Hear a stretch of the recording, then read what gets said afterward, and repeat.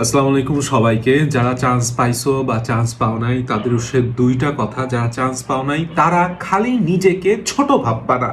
ভাই হাত জোর করে বলতেছি, তোমরা নিজেদেরকে ছোট ভাইবো না। আল্লাহ তাআলা কাউকে কাউকে সুপিরিয়র এবং কাউকে ইনফিরিয়র করে বানায় নাই। প্রত্যেকটা মানুষকে সেরা জীব করে বানাইছে। এই কথাটা মাথায় রাখো যে আমি মেডিকেলে পড়ি এই জন্য আমি সুপিরিয়র হয়ে গেছি, বা তুমি মেডিকেলে পড়ো না এই জন্য তুমি ইনফেরিয়র। এই চিন্তাটা মানুষকে খুব ছোট করে ফেলায়। তুমি চিন্তা করবা চান্স এবার হয় নাই, সামনেবার হবে। যদি চান্স না হয় তাহলে আল্লাহ তাআলা আমাকে অবশ্যই ভালো কিছু দিবেন। এই বিশ্বাসটা সবসময় নিজেকে রাখবা, কখনোই নিজেকে ছোট ভাববা না। এটা হচ্ছে 1 নম্বর কথা।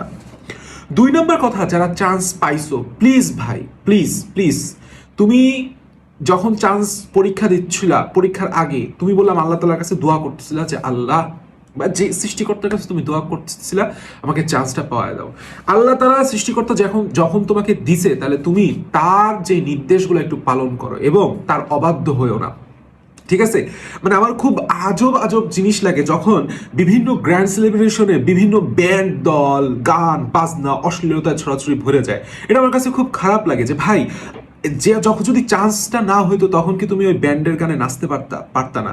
2 নম্বর কথা হচ্ছে অ্যারোগেন্স। নিজের মধ্যে কখনো এই অ্যারোগেন্সটা বা এই অহংকারটা জাগায়ও না যে তুমি মেডিকেলে চান্স পাইছো মানে তুমি অনেক কিছু উদ্ধার করে ফেলাইছো।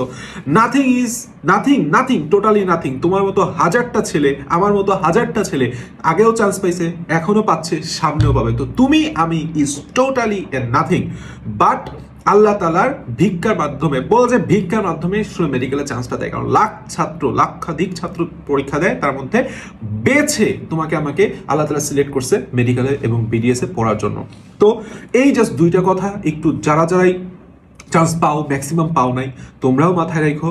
যারা চান্স পাইছো তারাও মাথায় রেখো। এবং আমি ব্যক্তিগতভাবে সবার, মানে বিশেষ করে যারা দুর্বল স্টুডেন্ট আছে এবং যারা চান্স পায়নি তাদের উদ্দেশ্যে আমি বলতে চাচ্ছি, সেটা হচ্ছে ইসমাম আহমেদ বিগত বছরগুলোতেও যারা চান্স পায়নি তাদের নিয়ে ডেডিকেটেডলি কাজ করছে। সেকেন্ড টাইমে ইনশাল্লাহ এবার আরো বেশি ডেডিকেটেডলি কাজ করবে, কারণ এবার আমাদের সেকেন্ড টাইমে ব্যাচের সাকসেস রেট অনেক। আলহামদুলিল্লাহ, আলহামদুলিল্লাহ। Best of luck.